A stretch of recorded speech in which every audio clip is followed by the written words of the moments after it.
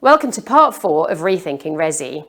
This final session on sustainability includes 4 presentations. Vicky Tomlinson from the housing association Connexus is going to explain the Warmer Homes project and explore some of the practical and financial challenges around delivering small-scale passive house and retrofit projects within affordable housing cost constraints. Katerina Karaga from Farrells will tell us about the work the practice is doing to identify new patterns of living and working and ensure that health, well-being and social value are at the heart of the places they design. Roland Carthouse from Matter Architecture will present the practice's designs for intergenerational housing and contemporary almshouses that recognise the crucial role of informal social networks in improving residents' well-being and health.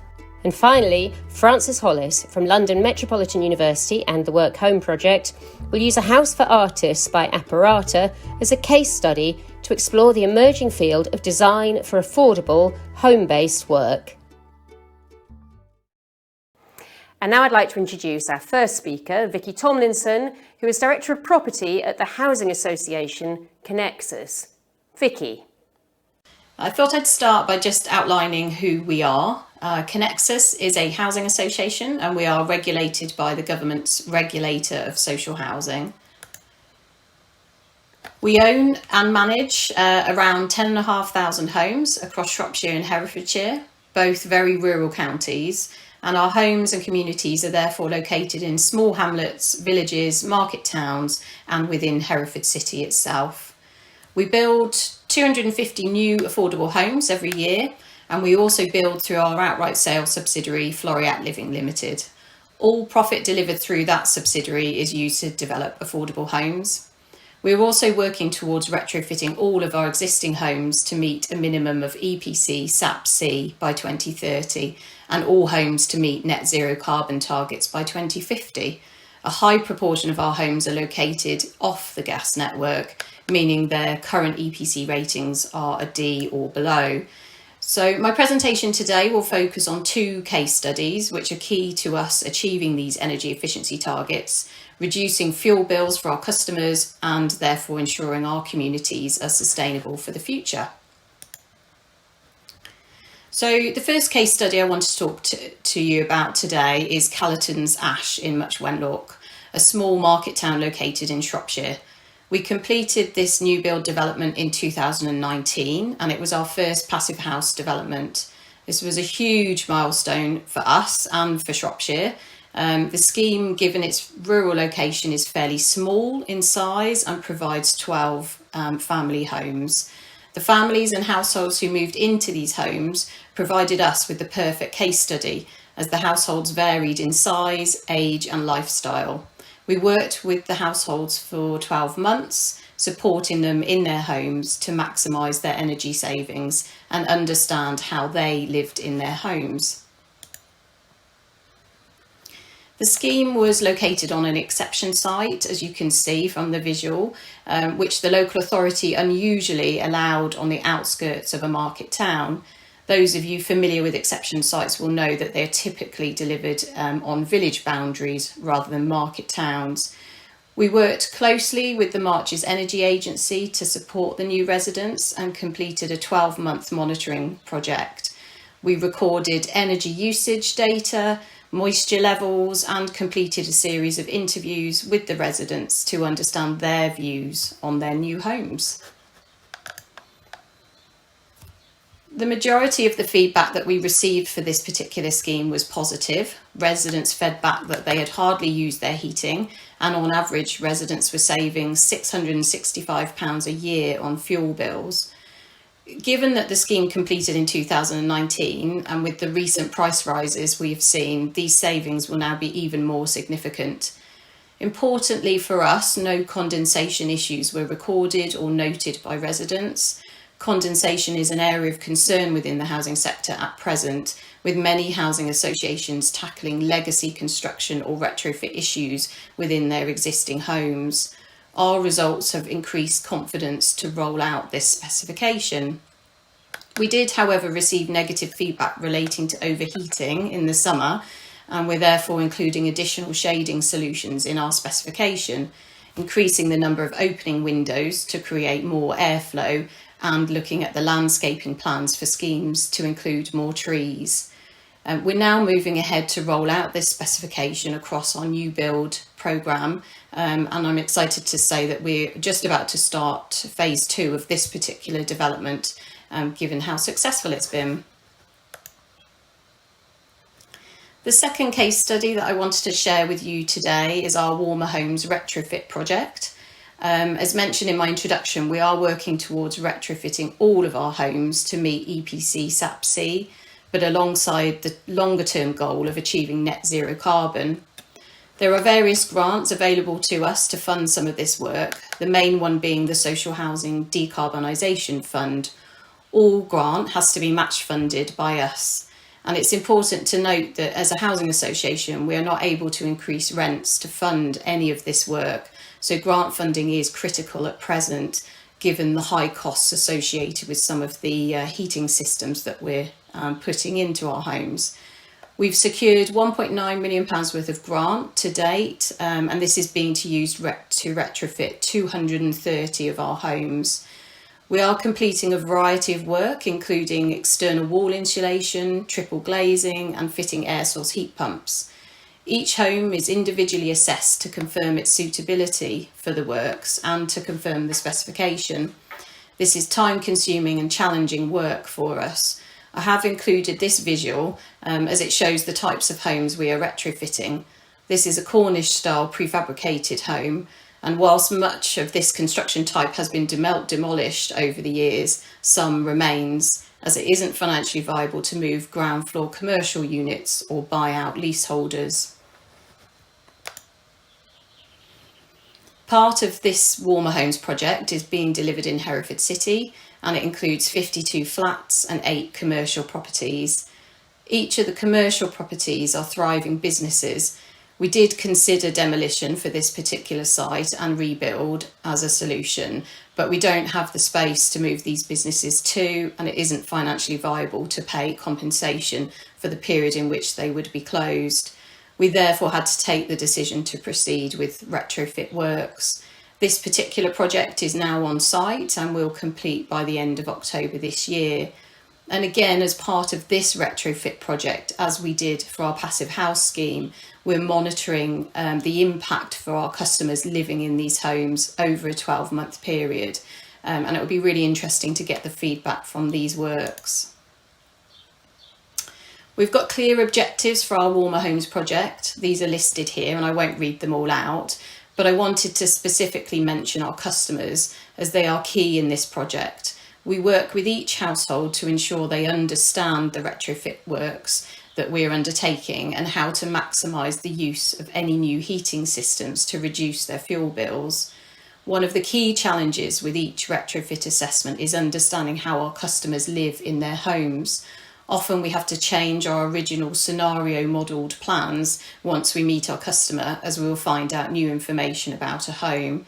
This makes budget setting extremely challenging and progress slower than we would like, but we are determined to get the solutions right. As mentioned previously, our ultimate aim is to retrofit all of our properties to achieve our net zero carbon target.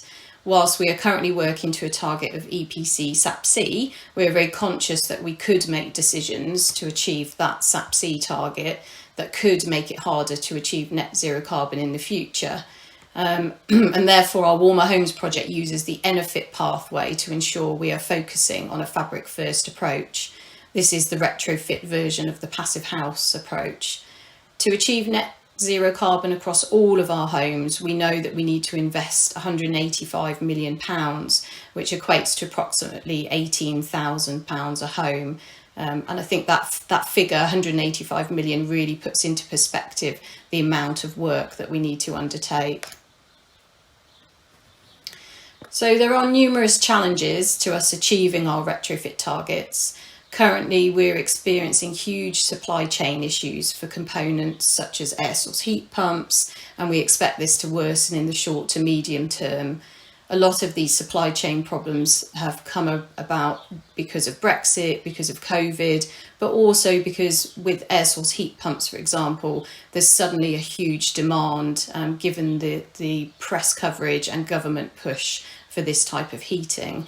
We're also experiencing challenges with the national electricity infrastructure. Many electricity substations require upgrading before air source heat pumps can be fitted in any number, and this is adding to costs and creating delays to work programmes. Our conversations around fitting external wall insulation have also been quite contentious in some rural locations, with planners concerned about the impact on the appearance of homes. We've therefore focused our efforts in the first instance on homes that are more modern in style and where the current appearance can be retained. But we are concerned about how we will deal with some homes in the future. We've also experienced challenges where one half of a semi has been sold through the right to buy and the private owner next door is not interested in investing in their home or doesn't have the finance to do so. And fitting external wall insulation to one half of a pair of semis is clearly not an ideal solution. Financing this work is challenging. We own 10,500 homes, and as I said earlier, we've currently got funding for 230, so there really is a huge mountain to climb. The grant funding that is available comes with challenging procurement rules, and that has meant finding contractors willing to be part of the projects is more difficult. Those procurement rules also increase the time it takes and the effort to push out tenders and secure contractors. And finally, one key area of focus for us is delivering a consistent message to our customers around the benefits of retrofit works. And this applies to all types of housing, not just the social housing sector. Many people like a heating system that they can switch on when they come home and it provides instant heat. And air source heat pumps, as we know, don't offer that. And we're going to need to adapt the way we live in our homes. So we are working collaboratively with our local authority partners and neighbouring housing associations around our communication methods and messages to be sure that they're consistent and that we're all promoting this new way of living. But despite all of these challenges, and there are many, as you can see, we do continue to deliver our Warmer Homes project, and we will use all of the learning to develop our retrofit specifications for the future and to enable us to increase the scale of delivery. So thank you very much for listening to my presentation today. I hope you found it interesting. I will be part of the Q&A session later and will be more than happy to take any questions you have around our case studies. Thank you very much. Thank you very much for that. So Vicky, you have ongoing dialogue with the people who live in the homes that you build and retrofit. To what extent are you finding residents are prepared to make lifestyle changes once they begin to get a real understanding of the relationship between their behaviour and their heating bills?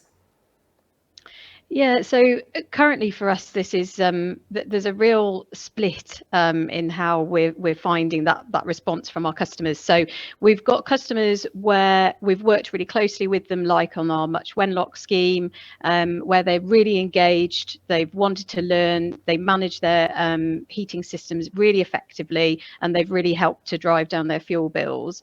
But we've had to put a lot of resource into that to support those customers. So we then have quite a large group at the moment of customers who want that sort of instant heat supply, and they're just not engaging in that process at the moment. So it's very much a mixed bag for us at the moment. And what do you think the issue is? I mean, is it really about communications? If you had more time and resources to go into communications, you think you would get more of them on board? Yeah, absolutely. I think time and time again, we've seen where we've run pilots, where we've put significant resource into support customers. They come on board, they learn, they're really keen to learn, and they engage with the new systems. So it's absolutely about that resourcing and about that educating and communicating with our residents. And I mentioned earlier that sort of collaborative working with local authority partners, other housing associations to really pull together a consistent communication method that we all push out. So yeah, it's absolutely key. Okay, so there'll be a chance to talk about that a bit more and put more questions to Vicky during our Q&A session at the end of the day. But now I'm going to hand over to our next speaker, Katerina Karaga, who is an architect, an urban designer and a town planner, and an associate at Farrell's.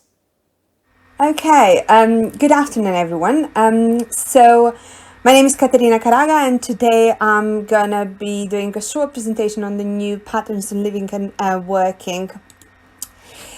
At the beginning of 2020, we have organized a focus group within the practice at Farrell's to talk about the built environment and how it's changing, evolving, and what will be or might be the potential focus in the future.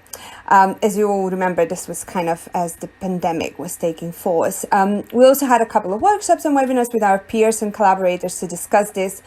And the diagrams that you can see on the screen are trying to summarize the findings and identify some of the crucial components that we've believed are important for building sustainable communities. We talked about what we have learned from the pandemic and which are the trends that have accelerated, but also how we can build more sustainably with health and well-being in the heart of each project. We now use this as sort of as a checklist when we're developing our projects to remind ourselves what we can do better and where we can do more to push ourselves and our clients in terms of working with the communities, bringing a better social value, planning for diversity, inclusivity, the importance of green, the communal spaces, the flexible uses, the use of technology and digital, as well as hyper-localism, or as we've been all talking a lot more about, the 15-minute city concept. So I'm not gonna kind of talk about all of this today, but and I'm probably not going to do any major revelations, but I'll try to summarize what I believe that the new trends and the patterns of living and working are, and this will be all linked to some of our more recent projects in the practice. And so the green infrastructure. So actually the three themes that I want to touch on is the importance of the green. So the green infrastructure, the green recovery. The second one will be talking about a concept of gentle density. And the third one will be about the flexibility and adaptability on our projects. So the green infrastructure, when you talk about new places and spaces and how they relate with the landscape, we find this as a really important part of our project. So the inside out and the outside in, what links them, and how do we bring the landscape as a first infrastructure in our projects. I believe that this is really important, and it has proven to be even more important since 2020. So during the pandemic, we all appreciated more that our green spaces, our local parks, our commons, the pocket greens, the garden terraces, canals, and so on and so forth. So all of these different typologies of green spaces have been super important. And when we're developing our projects, we tend to look at the variety of them. What we've worked recently on, and actually started and completed since 2020, is a master plan for Wakefield city centre. As part of this master plan, which we called our first post-pandemic master plan for a city centre, we had a great focus on the green recovery. So we were also positively surprised from the consultation process, where we talked with the local communities and with local businesses, and we found that actually all of them really cared about how Wakefield can become a greener city and a more sustainable city for the future generations to come. So the green spaces and topologies is an interesting one, and it does contribute greatly to the character of the places and the spaces we live in. They can be visual amenities like a green wall or a gated garden, or a physical amenity which we could all use and enjoy, such as a park and a garden or a pocket park, or even more. And this is actually one of the aspects that we're getting more interested in, is how can we create them as a productive landscape or consumable amenities. So recently we have been including this concept in some of our projects and studies, and the productive landscape is what we're really keen on. So in our project of Twyford Abbey Gardens and Autopole Park, we looked at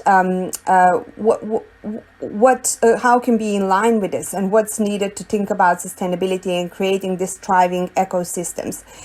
As nature doesn't have hard lines, and plants and animals and insects, they need to work together to create these thriving ecosystems. So the productive landscape is also linking is trying to link the projects with the history of some of the local landscape. So looking at wall gardens to create the needed microclimate to grow food, or physic gardens where apothecaries gardens, which are mostly used for cooking, healing, or were used for cooking, healing, and dyeing for wool or fabric. So we also think about the biodiversity on the site, and in one of our older projects, which is St. Ermin Hotel in central London, we actually delivered a bee hotel which produces honey that can be that's used in the restaurant of the hotel. So the next kind of concept or approach that I would like to talk about is the gentle density. And this is an approach which we are using more lately it's about finding the right balance between the buildings and the spaces between the buildings. So it's looking at the best solutions for each site and the best contribution to the wider area. In new settlements such as garden communities, for example, at Autopole Park, it's not only about creating new residential provision, but it's how this residential provision links with the existing vernacular. So we've done a whole Kentish study about the existing vernacular in Autopole to try and link this new residential developments with the vernacular architecture in the area. But it's also looking at creating a relative density and a critical mass for the new for the new social infrastructure, as well as the big green gestures. In a more urban context, when we are proposing urban residential blocks, it's looking at a variety of typologies which include maisonettes and houses on the ground, and duplexes with separate entrances, as well as building blocks which sit in the landscape. In a dense urban environment is looking at how you can maximize both the amenity provision with the much needed housing. So we're not shy to say taller elements are not working well in the right place and with the right amenities, and when connected with the right transport hubs. And the third kind of topic is talking about flexibility and adaptability. And this is a difficult one. So if we're sort of thinking whether, I would not say that our approach to residential design has changed dramatically, but we are still quite restricted by regulations, for example, kind of the minimum space requirements and daylight and sunlight analysis, etc.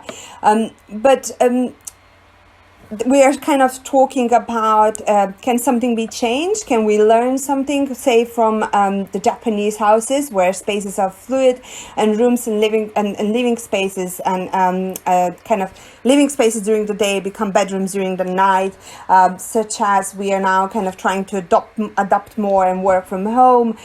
Can this be incorporated better in our live and work concepts with kind of the floor plans? We do try to look at the possibilities in our projects, and we have developed studies about how to accommodate this working from home better.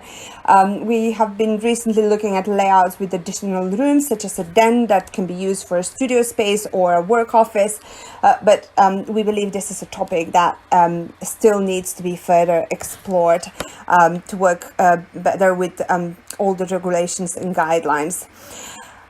Future-proofing of buildings.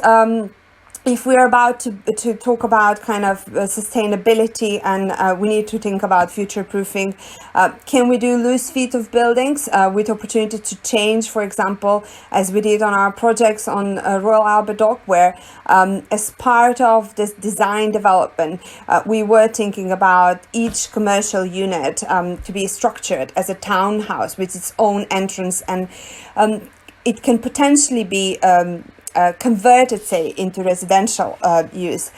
So on this project, we have also utilized a number of off-site publication methods to ensure the on-site construction is sequenced and the work progresses as quickly as possible. And I would like to finish on a note of kind of this flexible design on an approach that's becoming really important, which contributes greatly to the flexibility and adaptability, and that's setting up design codes. So we have established, again, I'll mention Wakefield master plan. When as part of the master plan, we established blueprints for the future development of the city, where we have proposed 4 main blueprints for the future development, including an increased residential offer for the city centres to bring life and everyday footfall and vibrancy, in addition to green recovery and linking to the history, so refurbishing historic buildings. And the movement and kind of the future of how transport and sustainable transport in the city centre should work. But we have also been working with Southwark Council on design codes for Ilderton and Hatcham Road.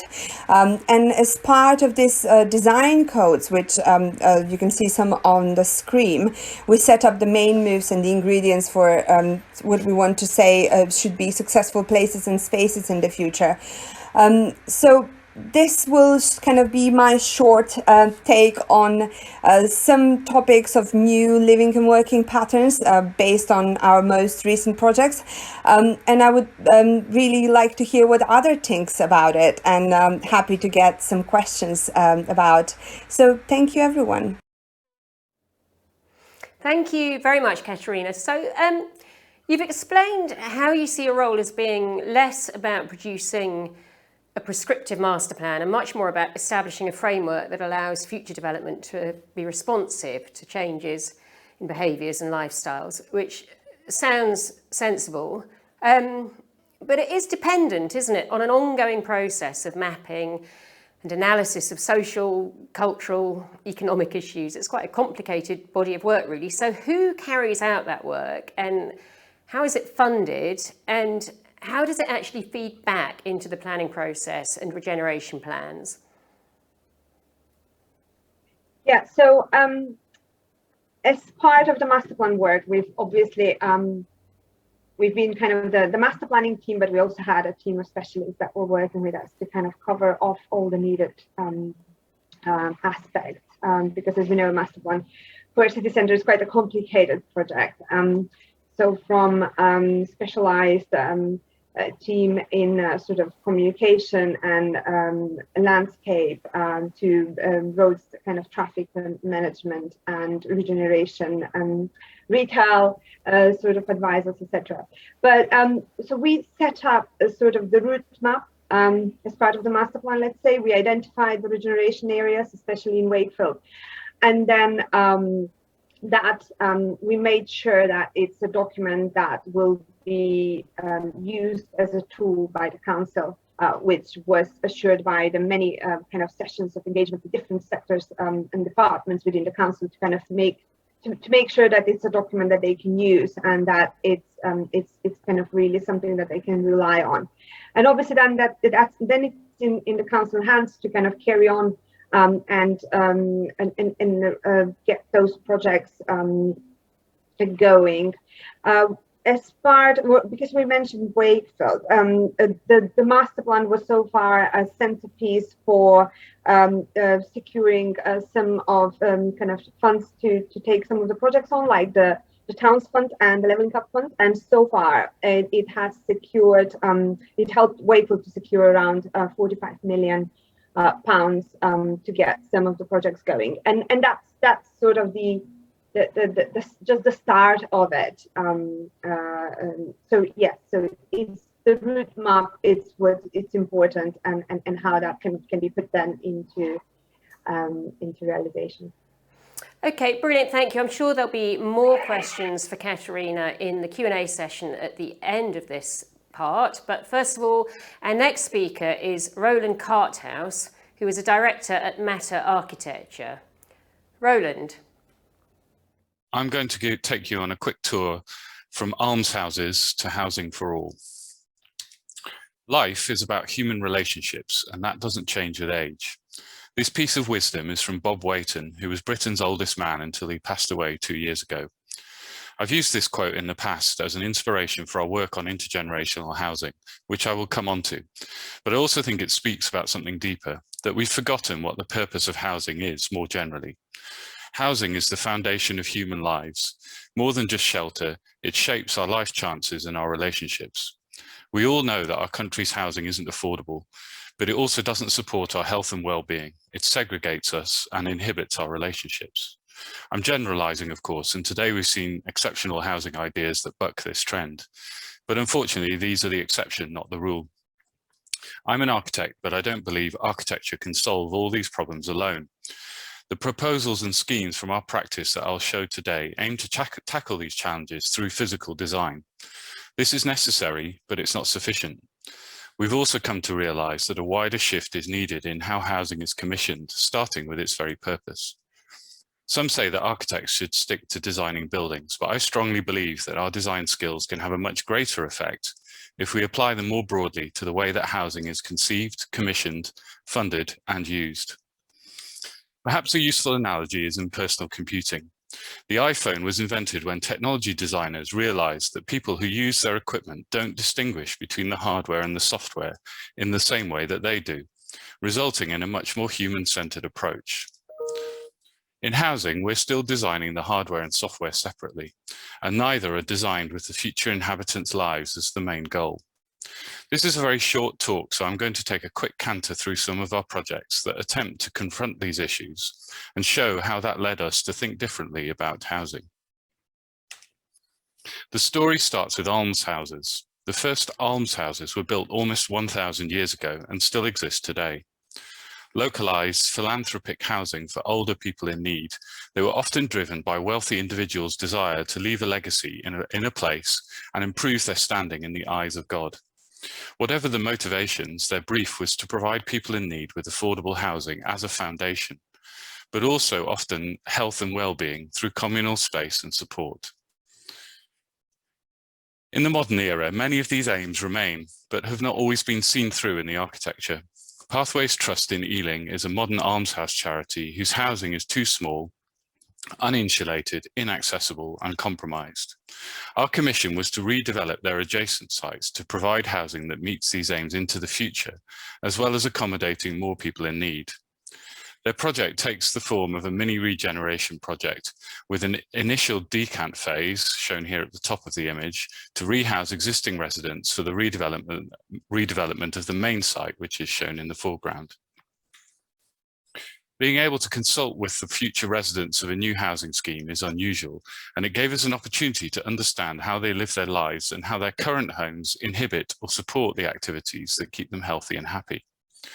Almshouse residents are generally older people without financial means, living on their own, and many almshouse charities no longer have on-site wardens. So the informal networks that are fostered within the housing is crucial to the residents' lives. There is ample evidence that done well, the combination of social networks and affordable housing prevents people ending up in hospital and increases both the length and the quality of their lives. Pathways Housing Management Team has a crucial role in orchestrating this informal support, and they're able to do so because the organisation is small and local. The residents tend to form groups of around 6 people of varying ages and needs. They do each other's shopping, they socialise, and they look out for one another, but not to the exclusion of other residents, so they don't become cliques. The proposed new housing is made up of oversized one-bedroom homes, and the buildings are designed to support these small and informal social groups through creating shared spaces outside of the home that have strong connections with the active spaces inside the home. Through iterative modelling, we were able to balance all the technical requirements of fire, sunlight, daylight, overheating to position the living rooms, kitchens, balconies and walkways on the same south-facing facade of the building, overlooking the adjacent allotments. Here in the overall plan of the initial phase, you can see this compressed social space along the south side of the building. The residents were so engaged with the development of the project that they wanted to appear in the images we created. So here they are inhabiting this social space. A trellis acts as a screening device, continuing the green space up the building and providing opportunities for the social activity of cultivating plants. What we learned from this project was that the form of the building could respond to a set of circumstances about formal and informal care between people. It was only through exploring the management and the use of the housing together with the physical design that this was possible, the hardware and the software working together, if you like. We're applying the same approach to other almshouse projects, but we also realized that these relationships are fundamental to another subject we were investigating, the emergent phenomenon of intergenerational housing. This week is Global Intergenerational Week, when there's a celebration and a push to promote the benefits of this way of life. All around the world, people of diverse ages are rediscovering the benefits of living and sharing together. Historically, this emphasized the wider family unit, but in modern societies where families are often more geographically dispersed, the aim is to achieve these same benefits amongst people not related by family. I said earlier that there's strong evidence of the benefits of affordable, sociable housing, and this page summarizes some of that evidence. To take 2 examples, loneliness at any age is as detrimental to health as smoking 15 cigarettes a day. And in later life, living alone doubles your risk of dementia. The point about intergenerational housing is that these risks affect younger people too, and increasingly so as our society has become more segregated and isolated by age. Working with a grant from Innovate UK and a wide industry stakeholder group, we analysed the many emergent versions of intergenerational housing from around the world, and we found some where the physical design and the programming of the housing work together to support a different way of life. The examples are highly place-specific, but our analysis found a set of common measures that could be combined more strategically. The challenge to the status quo is that the explicit purpose of intergenerational housing is to create conditions for better health and well-being. Working with a social impact expert, we reverse engineered this concept to show how the physical and operational design can be directed to deliver social benefits. This first diagram describes the logic of how activities facilitated within a scheme can lead to outcomes in the long term, but in a self-organizing way rather than in a simple determinism. This second diagram shows how specific measures can support one another to create a kind of supportive ecosystem over time. There are many layers to this, and I don't have time to show now. All the principles are explored in a range of different scales and contexts on the website with reference to case studies. But there are 2 key areas that I would highlight. Firstly, the notion of smaller cluster groups of supportive residents, like the almshouse example, has special importance and very specific spatial needs. And secondly, the relationship between the scheme and its immediate neighbourhood must be complementary and symbiotic, reversing the trend of many standard supported housing models. The project included some primary research in an intergenerational home, and you can read the entire project at the website address on the screen here. In this last example, I want to quickly show how this thinking can be applied in practice. Last year, we published a strategy for Ealing Council's older adults housing. The title disguises the fact that it includes all specialist and supported housing in the borough, including younger people with diverse needs. So there's an inherent opportunity for applying intergenerational principles. The report is both the strategic brief for housing commissioning and a feasibility study for the first 3 sites in the pipeline, and it was enabled by innovation funding from the Mayor of London, which we helped Ealing to secure. Taking on board our human-centred commissioning approach, the project was led by Ealing's adult services team, with a housing team in support rather than the more usual other way around. Conceiving of housing as a supportive service first and bricks and mortar second led to a very different approach, where the needs of residents take centre stage and the physical design is directed to deliver on a range of social and economic benefits. Working with Mobilise, a social impact consultancy, we developed an evidence base and a logic model for design measures that may cost more in capital terms, but deliver savings and benefits through the life of the scheme.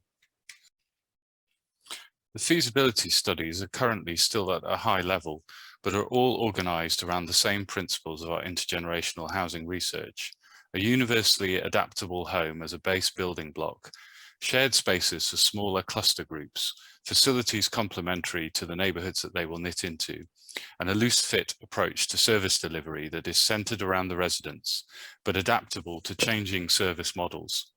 The first phase is now progressing towards planning.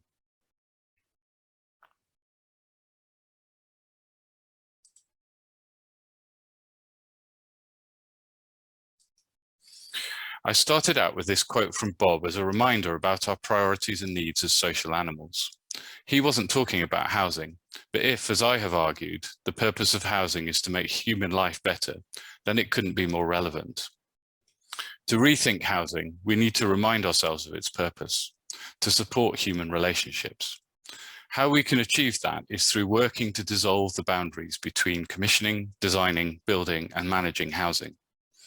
A house is not an iPhone, and its practical functions and contexts are far more varied. But we must learn from other areas of innovation to make change. As architects, we can't do that alone, but we do have a pivotal role to play. At Matter, we also do this through our campaigning work with organisations like Stop Ageism and the Intergenerational Housing Group.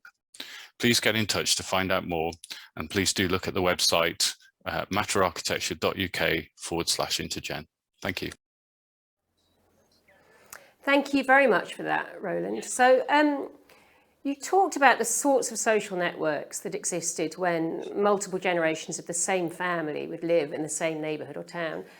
Now, over the last couple of years, we've discovered that access to education and employment don't necessarily depend on being in a particular place. So is this going to reverse the trend that's seen young people move away from their hometown to study or work? And if so, do you expect to see a rise in emerging architectural typologies such as individual houses designed for multi-generational living? Thanks, Isabel. So I think this is a phenomenon that we're already seeing. We are seeing people studying, working remotely, and I think there's those positive reasons for that, but also some negative pressures, the cost of housing and so on. So it's definitely a phenomenon, and I think it definitely brings with it pros and cons, but I think it's also it's difficult to predict things in the long term.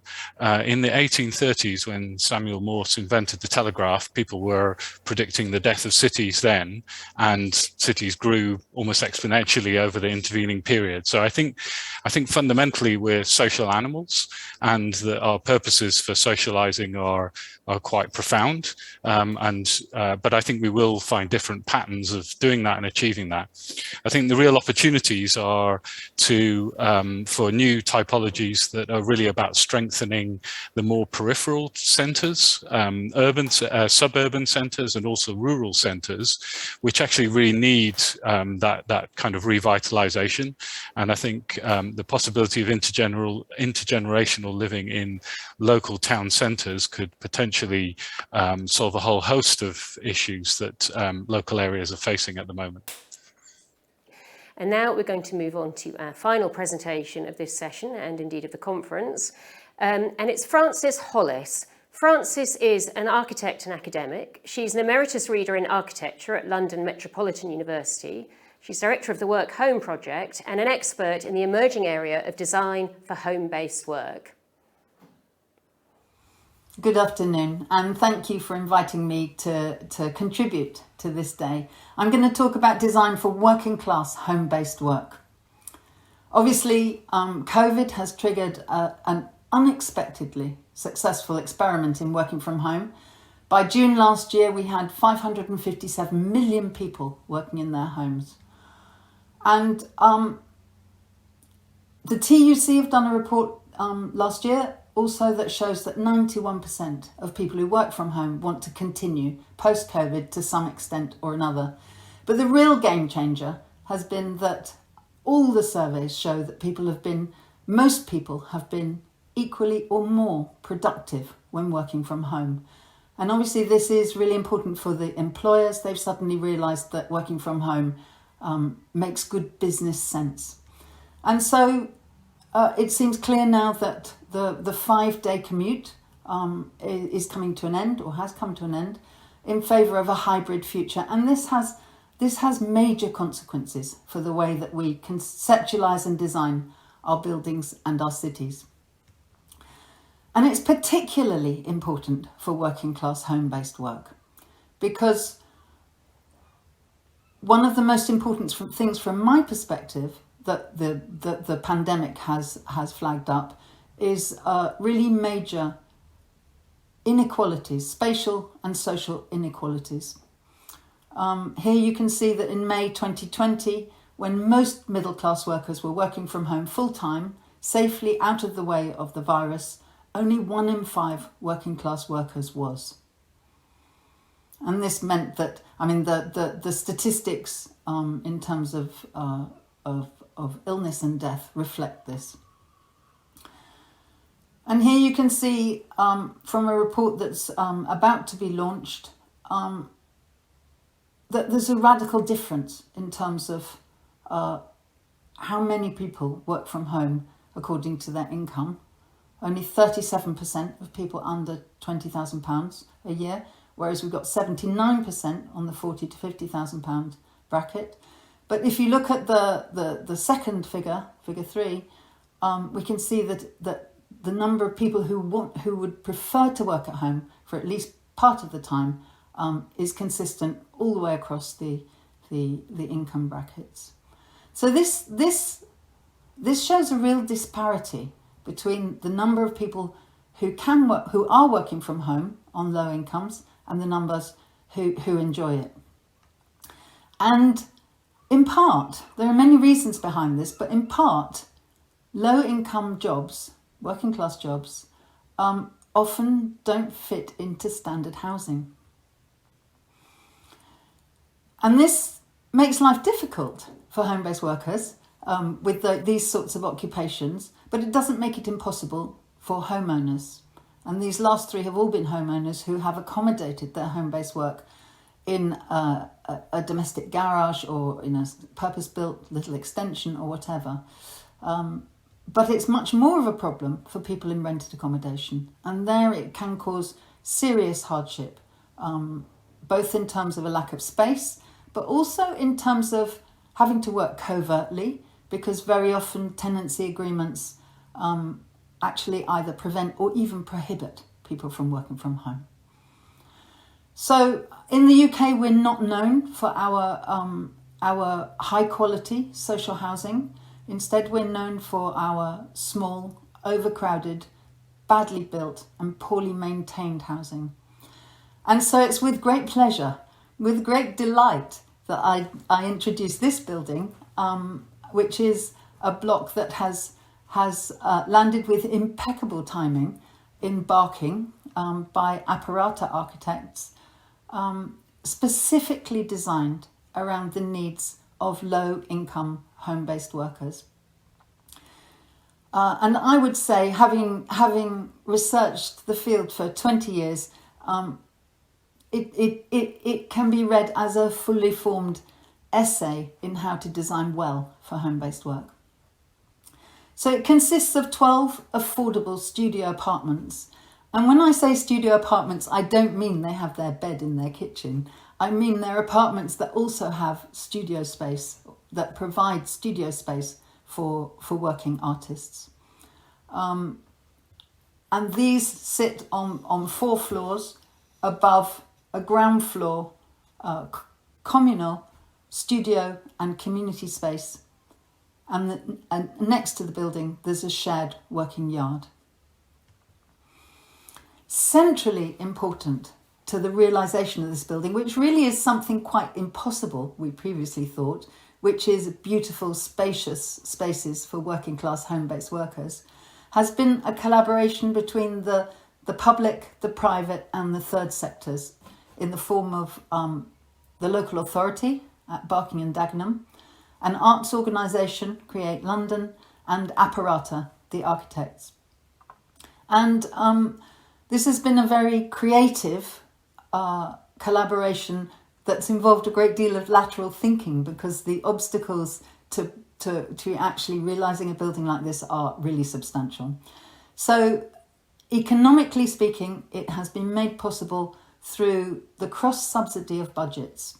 Fundamentally, Barking has invested its community arts programme in this building, in the physical fabric of this building. And so the inhabitants will in effect barter part of their week's work to curate and run the community arts programme in exchange for cheap rents and free working space. It's really very, very clever. It's made something possible that I couldn't see how it could work. So here are the plans, and you can see on the ground floor the open plan community workspace, and then on each floor there are 3 studio apartments, each slightly different. So, key design principle number 1, spatial generosity. We've known for a long time that if you work from home, you need more space. It's just really, really basic. And the middle class have generally achieved this by under occupation through having a spare bedroom or an underused dining room or a disused garage or space at the bottom of the garden to build a home office. But this is much more of a problem for people in rented accommodation, where, as I said before, quite often they're actually prevented from working from home. And in social housing, you have space allocation standards which are very low, and things like the bedroom tax, which prevents people from having a spare room to work in. So housing needs to be bigger. So Apparata started this project from a very unconventional position, fascinated by the plan. They looked at standard UK housing and realised that the tail was wagging the dog, that fire regulations were really determining the nature of the interior layout of most contemporary apartments. So they sought out Beryl Menzies, who's an expert in the field and who helped to write the fire-related building regulations, and came up with an extraordinarily simple but radical strategy to fire escape, which actually transforms the way that each apartment can be built. So in effect, the fire escapes are placed on the outside of the building, at the front and at the back, and they take the form of linear courtyards or balconies. And in the front, this one here, it's wide, it's generous, and it's designed to be inhabited. And so it will have, obviously these are architects' photos taken before anyone arrives and there's no stuff, but these will have furniture and plants in them. There'll be social spaces as well. And at the rear, this one, which is illustrated in this image, it's just a narrow and utilitarian escape route. And because these escape routes are on the outside of the building, there is no need for internal corridors, which means each apartment, these apartments are built to the nationally described space standards, but each gains between 7 and 8 square metres in usable space because of no corridors. Remarkable, clever. Further generosity is breathed into the building by giving them really generous floor to ceiling heights. So it's 2.8 metres, which is a full half a metre higher than the minimum that's required in the building regulations. If you work on a computer, you need and you have small children, you need completely different set of spaces than if you're a sculptor working with rusty steel making vast constructions. If you've got children, again, you need completely different spaces than if you want to live as a collective of young people. The amount of space you have available makes a really big difference to how people work and the personality of the home-based workers. Some people like to work in perfect, silent isolation, and some people can only work effectively in really busy, noisy environment. And so designing housing around home-based work is really difficult because however you design it, it's not going to work for everyone. And that's why the sort of lowest common denominator approach tends to come into action, which really is problematic for a lot of people. So key design principle number 2, flexibility and adaptability. Housing that is flexible and adaptable gives people agency. And again, there's a very simple and elegant design solution to this in this building, which is basically a perimeter structural design. So nearly all the structure sits in the outside wall, and the bits that don't just sit in the party walls. These are the party walls between the 3 different apartments, with the exception of this one sheer wall. And they're really very slender and minimal structural elements. And this allows flexibility in use. There's a lot of confusion about the difference between flexibility and adaptability, and people argue it both ways. But I think of flexibility as a set of spaces that can be used in different ways without actually having to do any building work, without having to change them. So in this case, this is the first floor plan, and these are party walls. But on the second floor, 2 pairs of huge double doors, fully soundproofed, have been inserted into the walls between the apartments. And this means that they can be used as co-housing in a whole range of different ways. The first tenants who are going to go into these 3 units are collaborative performance artists and theatre artists. And what it means is that these doors can be opened and shut at will. Obviously, there's a door on both sides, so both parties have to agree that they want the space to be used collectively. And Apparata have come up with a whole range of different scenarios for how this might work. So it could be for shared childcare, it could be for co-working space for people living in 1-bedroom apartments. It could be turning it into a 4-bedroom flat share, great big dinner party across all 3 units.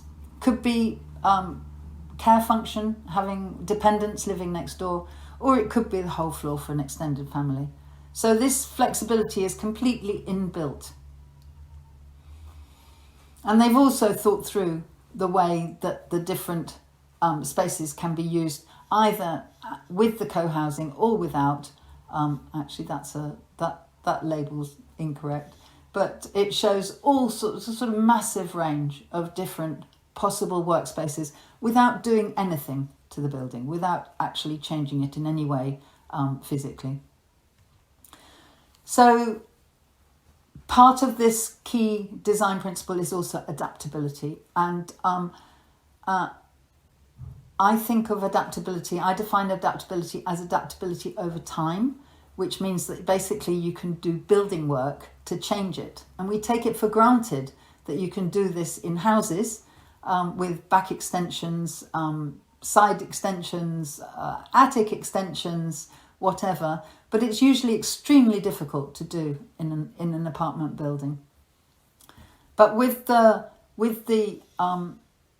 this very elegant structural solution, it means that all the internal partition walls can be removed. And so this is the standard plan built to UK space standards, And here you can see a couple of rooms have been added, and the detailing of the windows is done impeccably to allow the insertion of walls very, very easily. Or walls can be removed if they're not needed. Or, and this is a lovely thing, the party wall can actually be cranked so that one apartment gets bigger while the other one gets smaller.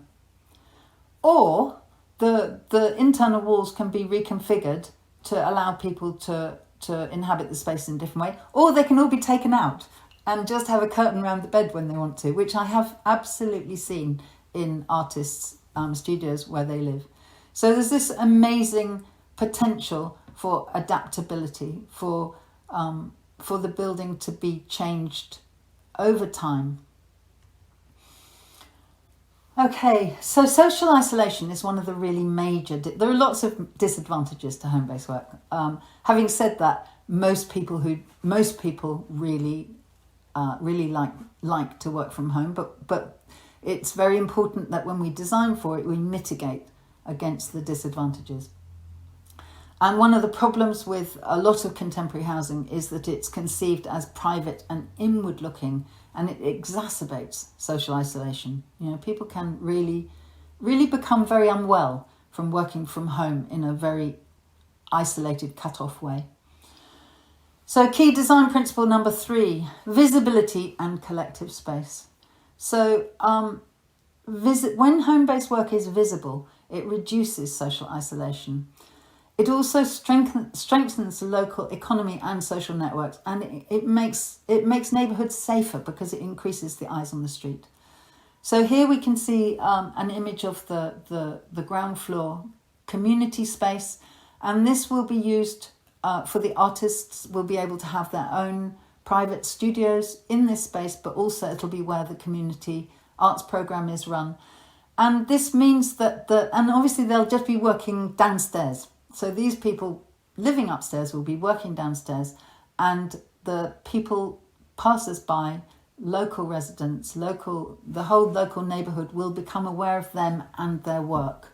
And so reducing any kind of sense of social isolation. The same can be said about the access walkways. They're remarkable in the design of the apartments is remarkable in its glazing. It's very unusual in terms of residential accommodation. Instead of small domestic windows, there are these vast areas of glass which are reminiscent of the weaver's windows, and they're all fully openable. They all open right out, and the horizontal, it's actually an upstand beam, is at exactly the right height to sit on. And so this gives the very high level of natural light that artists need to work. It gives a very interesting blurring of the inside and the outside, a very interesting blurring of the public and private. Privacy is something, the lack of privacy is really unusual because this space outside is public space. But as one of the architects says, this can be dialed up later, privacy, if people want it. And then the whole blurring, the whole building blurs the boundary between what is home and what is work. Astrid Smitham, one of the architects, says it's all about providing spaces that help form communities, and all the external spaces are external. All the circulation spaces are external, as if prescient of the issues that COVID would raise. The stairways and the lift landings are all conceived as little mini public squares, and they have great views over the local neighbourhood. And this starts to right a century-old wrong.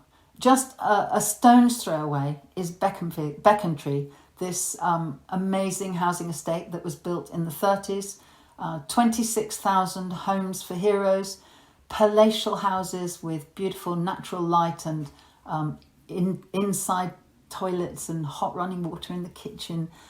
People loved to move there, but they were governed through tenancy agreements that prohibited home-based work. And so the East End families that moved there suddenly found they had gender roles basically imposed on them, with a male family wage earner and a female caregiver and a person who looked after the house. And this meant that something really serious was lost from a community that had been used to a family economy. And this situation of where people were not permitted to work from home has continued to this current day. And so there's something really marvellous that a House for Artists has landed in Barking, just up the road from this estate, and it starts to give a roadmap to how this whole issue about designing for home-based work, how it can move forward. So it's a building that promotes a vision for comfortable and beautiful spaces for low-income home-based workers to live and work in, and provides a model for future housing, both spatially and economically. And I'll finish with this because I really like this as a quote. A sustainable building is not one that must last forever, but one that can easily adapt to change. And I think that this building ticks all the boxes. Thank you. Thank you very much, Frances, for sharing your insight and your infectious enthusiasm. That was a really great presentation. I wanted to ask you about your role as director of the Work Home Project. So the Work Home Project champions buildings that address the need for well-designed spaces for home-based work. How successful have you been in making connections between the academic work that you do and the communities, the clients, the councils, the consultants, the people that influence decision-making around the kind of spaces that get built? Thanks, Isabel. Well, it's a very good question. How successful are we? We've been very busy, I can say that. And we've been involved in conversations and collaborations with both academic institutions and organisations of all sorts across the country and across the world, actually, in relationship to this conversation about how to design well for home-based work. We've been runners up. We've been shortlisted for a number of competitions, or we've been part of teams that were shortlisted. In terms of how successful we've been actually in achieving buildings, quite limited, I would say, but it's very early days, because what's happening is, in effect, we conceive this as a paradigm shift, and we're sort of turning a juggernaut or an ocean liner. For 120 years, we've been systematically separating dwelling from workplace, and so starting to reconfigure how one can combine the two to design well for home-based work is a really big issue. So I would say the conversation has shot up the agenda, and that's a success. But in terms of the number of buildings that are actually being realised, very limited so far. And what about policy? Because one of the aims of the Work Home Project is to influence policy that relates to buildings for home-based work. So how does policy actually need to change? Well, there are lots of ways, actually, but the primary ways are in terms of planning and in terms of property taxation, both of which are conceived around monofunctional buildings and accommodate dual-use buildings with great difficulty. And the clash between these two things led to the sort of fiasco of the 1980s, 90s live-work movement. And in addition, the whole issue about tenancy agreements, because most tenancy agreements either prohibit or prevent home-based work. So people tend to do it covertly, and then it makes it very difficult to design for something that's basically covert. So and the problem is that there are thousands of different sorts of tenancy agreements across the country, and so this is quite a big issue. So I'd say those are the three primary areas that policy needs to change. And in terms of the first two, Japan is the model. Japan is the key, I think, to doing this, easily, because otherwise you're talking about really, really major changes. So for those of us who don't know, can you just summarise how Japanese policy is so progressive? Because it's based, Japan has such a very radically different socio-economic history, political history. So they went from feudalism to quite advanced capitalism quite abruptly, and so a lot of the feudal rules and regulations are still in place. And so fundamentally, their planning system is organised around impact, and crucially for this field, tucked into their use class order is organised around impact, and tucked into the first category, houses, is house with small other function, i.e. shop, office, studio, etc. That would be a very, very easy thing to implement, and immediately it would mean that housing could be designed to incorporate a workplace in a way that isn't easy to do in England at the moment, or in the UK at the moment. In the most tightly regulated part of residential aspect of area of Tokyo, 50 square meters or 49% of each house is allowed to be workspace. And then the land zones are organized around impact, and these houses that have a small other use are allowed to be built in 12 out of the 13 different land use zones. So it's very easy to actually build these buildings, and they're everywhere in Japan. And then in terms of property taxation, they have a single tax. They don't, I mean, we have this sort of crazy binary thing, which means that things are either residential or they're non-residential. In Tokyo, in Japan, all properties have the same property taxation, but it's just moderated. It's moderated down for residential, it's moderated up for corporations, and the values are increased where it's got very high serviced areas, and they're decreased. So it's a very, very simple system, and it would save this country a great deal of money, I think, in terms of running just a single system. Oh, it sounds so simple, doesn't it? I'm sure we'll come back to this issue, but for now I'd like to invite, please, Vicky, Katerina and Roland back, and we'll take a look at some of the questions that have been coming in from the audience. So I'm joined by my colleague, Jason Sayer, who's been doing an expert job of fielding questions. So, Jason, what kind of questions have been coming in? Hi there, Isabel, and thank you everyone as well. We've got a question that reads, are housing associations sharing data, and is this being shared with the private sector? And furthermore, how much is this aiding post-occupancy evaluations? Oh, right, Vicky, this is one for you. So you talked earlier really about the importance of sharing data, communication, education. Is there a kind of national body that's coordinating the findings that you come up with and your fellow or rivals, however you see them, come up with? And if so, how can the rest of us get access to that information? Yeah, absolutely. So, I mean, there's a couple of streams of work that we're involved in. There is a group of housing associations that have come together on a collaborative basis. And at the moment, we're jointly running a series of workshops where we're sharing all of our information, all of our learning. That, I suppose, that information really is just being shared among housing associations. It's not necessarily a sort of national sharing tool, but it's a way we're collaborating and working together.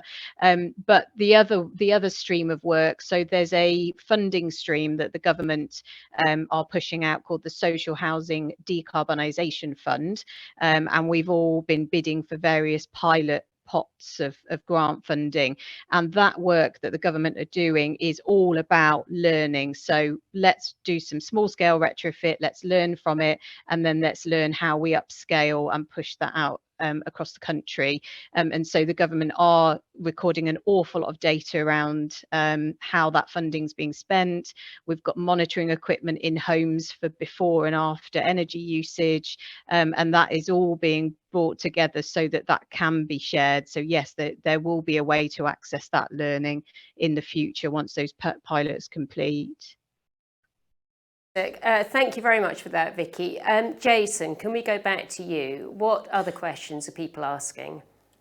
Sure. Someone's picked up on the master plan for Wakefield, and they understand that digital consultation was used to engage teenagers. Did anything result from that, and if so, what was it? Katerina, I'm going to declare a conflict of interest here. I was a Wakefield teenager. And I can imagine how difficult it is to access them for their views. So yeah, I'm very curious to know how successful you were in targeting that age group, because obviously disaffected teenagers or happy teenagers make such a huge difference to the perception of being in a public realm. So what did they come up with, and how forthcoming were they with their views? Yes. So yeah, I'm happy to say that on Wakefield, we did manage, like the consultation process was kind of heavily reliant on the digital, sort of using Facebook, Instagram to reach out different age groups. And because the master plan started during the pandemic, like that was sort of the natural thing to do. But also, like we had this long conversations about who gets their voice heard when you're doing master plans, and usually that's kind of older generation of people that are kind of involved with politics and like have been kind of involved with projects that are happening in the city for a long time. So we kind of obviously started from the position of, well, that's fine, but there's also this really big group of kind of younger population that we want to reach out, especially because we're doing master plan for the generations to come. So that's kind of where we start from. I need to come out, and I don't have the figures in front of me, but we had like more than 40% of the responses we got were from younger generation, like below 30, and there were interesting kind of comments. Most of them were, as I said in the presentation, interested about public spaces, so sort of green spaces and how to make them better, how to sort of include leisure activities that can be used for younger populations. So we talked a lot about, I don't know, like skate parks and or sort of like just kind of areas where they can hang out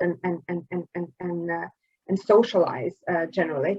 And then obviously there were younger families as part of the group as well, as so sort of mums and kind of babies in sort of parks, and kind of how that all that works. And Wakefield at the moment doesn't really have that that kind of magnet for the city centre. It's mainly reliant on retail. And as we know, retail has suffered dramatically during the pandemic, and kind of the whole logic of everything was, let's do kind of a proper green strategy. Let's look at kind of how we can activate the spaces. So it's not only about what new use in terms of buildings we can bring, but it's also in terms of public spaces. So you can increase the footfall, and as a sort of like you balance out all the kind of activities that happen in the city centre. So yeah, we reach out to schools, we reach out to it was a long process, but really, really interesting. Yeah. Thank you very much for that. Jason, what else have we got from the audience? Sure. This question is actually about intergenerational living. And what are the conflicts and flashpoints that arise with such projects, and how can design be used as a tool to address this? And perhaps furthermore, what are the successful examples, contemporary examples at least, of intergenerational living schemes? Roland, that sounds like your question. So what are the flashpoints? I'm guessing noise, but are there others?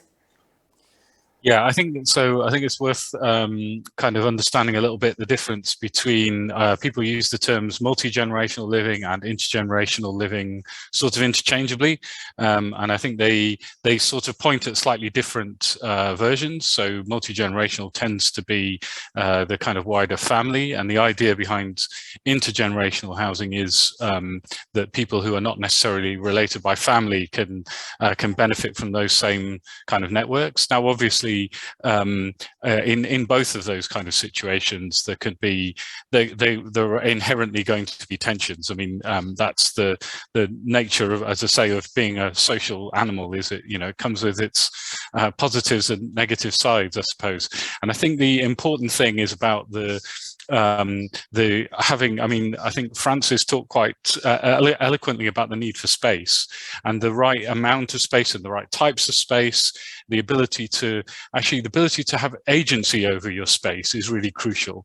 So that point about privacy, I think I think there's a whole interesting discussion to be had about planning and its effects, that both on the segregation of work and life, but also of ages. That same sort of process has resulted in the sort of age segregation, and that part of that is driven by a sort of absolutist notion of privacy, and that actually what's more important is the ability to be able to adjust privacy, and that's how you can, I think, you know, sort of deal with the changing dynamics in any sort of intense social situation.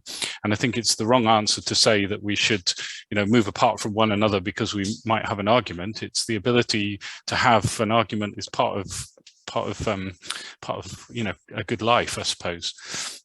So just on moving on to the second part of your question about some good examples, I think what our research did was look at the emergent examples of intergenerational housing from around the world, and what we tried to do was try and categorize them into different forms, and the purpose of that was to try to understand if behind all that there's a kind of strategy that could be the basis for making it more of a mainstream option, because a lot of the examples that we see are really kind of ad hoc, that are dealing with specific circumstances.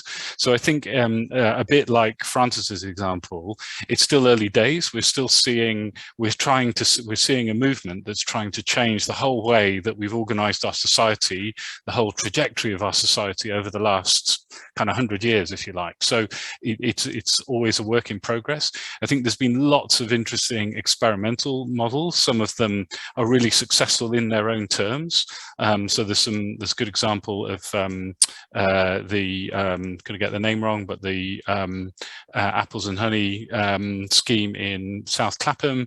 There are other schemes around the country, but some of those are quite successful in their own terms, but they're not necessarily the whole answer in terms of thinking about a more strategic, you know, a kind of a mainstream option for a different way of life. And I think that's what we're interested in. I think there have been also some experimental schemes that haven't worked so well, and I think there's a lot to be learned from those too. I think the potential to learn from experiments that haven't worked, I think that has great value. And Roland, just going back to that, I wanted to ask you about the financial discrepancy between generations, because obviously historically, looking at almshouses and so on, people have assumed that, you know, older people maybe are struggling with housing costs, but of course over the last decade we've seen this shift, haven't we, that actually in the market sector at least, the older generation, a lot of them have cashed in on a big house, and they're cash rich and they have pensions that the rest of us can only dream of, whereas people at the other end of the housing ladder are really struggling to get into the housing market. So how can you build housing that caters to both, that both generations can afford? There's a lot in that question, and I definitely can't answer it all in however many minutes we have left. But I think there's a little bit, there's something in underneath what you're saying, in that although a lot of older people have a lot of wealth, quite a lot of older people have a lot of wealth tied up in their house through home ownership. And the other thing that a lot of older people are very mindful of is the extremely high cost of care for a very unknown period at the end of their life, that still has to be somehow paid for, and that may or may not have to come from the money that's tied up in a physical asset. Now, I think the problem that is relating also, that's a reason why older people are often reluctant to downsize, or right size as it probably should be called, and to move out of their homes, and often wait until actually their needs are very high, when really that's not the best time to move. And so there's a lot of the housing stock that could be occupied more intensively that isn't being released into the market because of that reluctance to move, if you like. And I think that is linking also to the affordability problem more generally. It's not the whole of the problem, but it's definitely part of it. And I think at the base of that problem is because we see housing, the purpose of housing, as being a financial asset. And in my talk, I said the purpose of housing is about relationships and people, and those two things can't both be true. If it is first and foremost your financial asset, it can't be maximized in its social opportunity.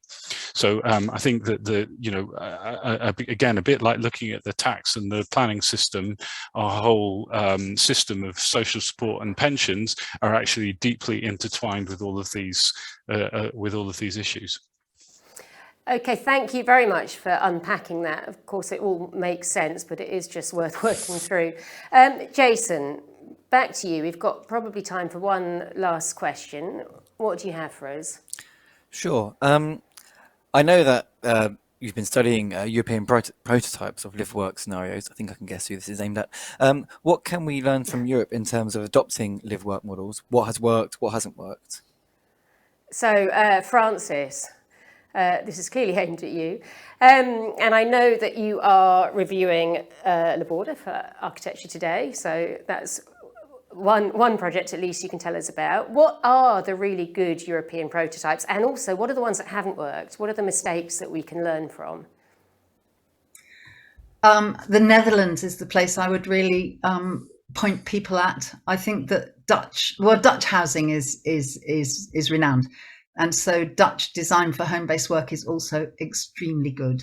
There are all sorts of projects in the Netherlands I can point you to, and they range. The fantastic thing is there's no single solution there. So there's a scheme in Maastricht called Piazza Ceramique by Jo Janssen Architects, which is office apartments, and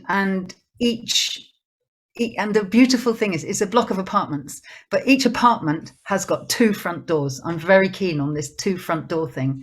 And so what it means is that one front door goes into a fairly normal sized hallway with a WC off it, and then it goes into a sequence of other spaces. And the other one, it goes into a much smaller hallway with a WC off it, and then a smaller space. And in some cases, people live in the little one and work in the big one. So there's an architect's office, for example, that occupies the whole of the big one, and the little one is just the bedroom for the lead architect. And in other cases, they do it the other way around. So that's a really interesting scheme. There are schemes in May Architects have done a very good one in Rotterdam. I'm going to forget its name. That's embarrassing. What is it called? He'll kill me. Anyway, it's a very beautiful scheme. It's on the waterfront, and it's, again, very flexible. Walkways. If you look up May Architects Rotterdam waterfront, you'll find it. Again, very flexible working spaces. Again, 2 front doors, so you've got a workspace clearly defined, separate from the living space. There's another lovely one also on the outside of Rotterdam called Veld van Klanken, which is called the Field of Sound, which is a scheme for its musicians co-housing. And musicians are often home-based workers because they're often poor, and they often have real problems with their neighbours, either because they disturb their neighbours, or because their neighbours disturb them when they're trying to record something. So this is a scheme quite different from the other 2. It's not a block of apartments. It's a scheme of, I think, 28 little houses arranged in 5 blocks in a sort of ring. And in the middle, there's this grassy mound under which there are each house has its own music studio, and the earth of the grassy mound provides the sound insulation that the music studios need. So you can go down the central corridor in the middle of the grassy mound, and you hear this very slight rattle, and it'll be a drummer hard at it. The last time I was there were 10 households that had a drummer in them, and obviously this is a real problem. So these are the successful ones. Ones that have been less successful in the UK, we've got a few that have been really caught up in the whole problematic relationship of live-work, where developers bought light industrial land and they built so-called live-work developments, but actually, were they live-work? Were they housing? Do people work from home there? Very often not. And then they managed to sell them at largely almost residential prices. And so I think the UK, we've got quite a few that haven't worked, which is why it's so lovely to see this building by Apparata. La Borda I haven't been to yet, so I'm not going to speak about it now, but it looks extremely interesting. It's got a large amount of community space, and it has, I know, in common with the House for Artists, it has all sorts of flexibility built in, and the residents say that they have been extremely happy living and working there through COVID. So those are some starting points anyway. Well, you're being extremely diplomatic in not quite naming and shaming the less successful projects, but it is a reminder, isn't it, that none of this is straightforward, and it's very, very difficult to get right. And how wonderful that we're still trying, and we're beginning to see some really exciting projects in that area. Now, that concludes part 4 and indeed the conference. So if you do have a question for any of our speakers which didn't get answered today, please leave us your email address and we will make sure it gets passed on to the relevant person. And again, if you've missed any of the presentations earlier in the day, we will be sending out links to recordings of all 4 sessions to everybody who's registered for this event. So I'd like to thank the speakers in part 4, who've all been fantastically generous and insightful. Vicky Tomlinson from Connexus, Katerina Cariaga from Farrells, Roland Carthouse from Matter Architecture, and Francis Hollis from London Metropolitan University. And indeed all our speakers from throughout the day. I'd also like to thank our content partners, SIG, Kanuf Insulation and Oscar Acoustics, and thank you for watching.